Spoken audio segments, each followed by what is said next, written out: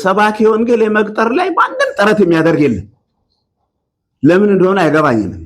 ስብከተ ወንጌል ለመቅጠር እንዳንጃ ሰባኪ ወንጌል ቅጠሩልን የሚል ቢሮዬ የመጣ ሰራተኛም የለም፣ ኃላፊው የለም። እንደ ትርፍ ነገር ነው የሚታየው። ዋናው የቤተ ክርስቲያኒቷ ጉሮሮ ግን ስብከተ ወንጌል ነው። ሐዋርያት ያንን ሁሉ ህዝብ ያስደነቁት በአካባቢው ያሉ ባለስልጣናትንም ስጋት ላይ የጣሉት ምን ተንግበር ያሰኙት በትምህርት ነው። ምን እናድርግ? ዮሐንስ መጥምቅም ምን እናድርግ? የቆዳ ለብሶ ሳይበላ ሳይጠጣ የመጣ የተባለ ዮሐንስ ቁርጥ ያለውን ሲነግራቸው ምን እናድርግ ነው ያሉት። ይሄ የስብከት ውጤት ነው፣ የትምህርት ውጤት ነው። ይሄንን በደንብ ትኩረት የምትሰጡት የላችሁም። ወደፊት ትኩረት ትላንትና ተነግሯል፣ ትኩረት ልንሰጠው ይገባል። ቤተክርስቲያን ህዝቡ ከተማረ ድርሻውን ያውቃል። ሳናዘው ምን ይጎላል ብሎ ይመጣል። ለኢትዮጵያ ህዝብ ምንም የተሰጠው መረጃ የለም።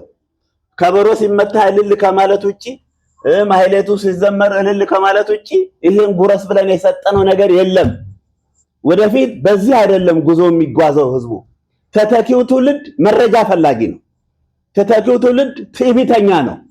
ተተኪው ትውልድ ተመራማሪ ነው። አይምሮ ለክፉ ሐሳብ የተከፈተ ነው። ቀጣዩ ትውልድ እንደዚህ በእልልታ በእልል በሉ ብለን እግዚአብሔር ይፍታ ይቀበለው ያሳርጎ ብለን የምንሸኘው ትውልድ አይደለም የሚነሳው። እየተመራመረ ነው ያለው፣ እየተፈታተነ ነው።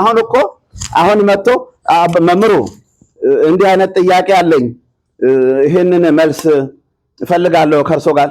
በከዘራ ነው የምታባረሩት፣ እናውቃለን። በድንጋይ መናፍቅ ነው መሰለኝ ብላችሁ ነው የምታባረሩት። ለምን ዝግጅትም የላችሁም? እውነት እንነጋገር ተባለ። በጣም እውነት እንነጋገር ተባለ። መጻሕፍት ማንበብ እኮ አለባችሁ። ይሄ ከባድ ኃላፊነት ነው። የምንመራው ህዝብ በጣም ብዙ ፈተና ውስጥ ነው ያለው። ውሃ ቀርታ እኮ ለመምጣት ውሃ ለመቅዳት ሄዳ ከርታ የምትመጣ እኮ አለ። ወፍጮ ቤት ሄዳ ከርታ የምትመጣ አለ። ገበያ ሄዳ ከርታ የምትመጣ አለ። ዛሬ አሁን ዝም ብለን እያየናቸው ነው። ጠፍ ሀገር የሆነች ነውና ገበያ ውስጥ ስብከት ጀምረዋል። በእውነት ገበያ ውስጥ ስፒከር ይዘው እኛ መድረክ ላይ ለመስበክ እኮ ትተናል። በቃ ሰባኪው ሲሰብክ እኮ ሰዓት አልፏል የምንለው እኮ እኛ ሰዓት ሰብስበው ትምህርትን እንደዚህ የሚባልበት ዘመን ላይ ነው ያለነው። ይሄ በጣም ከኛ የሚጠበቅ አይደለም።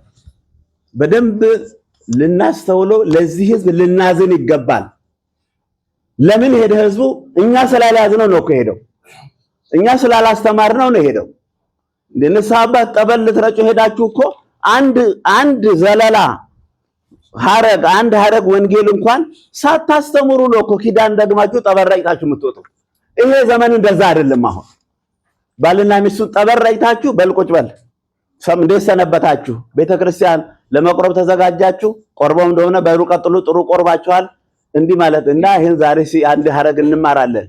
ስለ ጠበል ምንድነው የሚለው እንኳን ራሱ የምትረጩት ጠበል እንኳን ይሄ አስፈላጊ ነገር ነው እና በዓላቶቻችንን ዝም ብለን አክብረን የምንለያይበት አይደለም።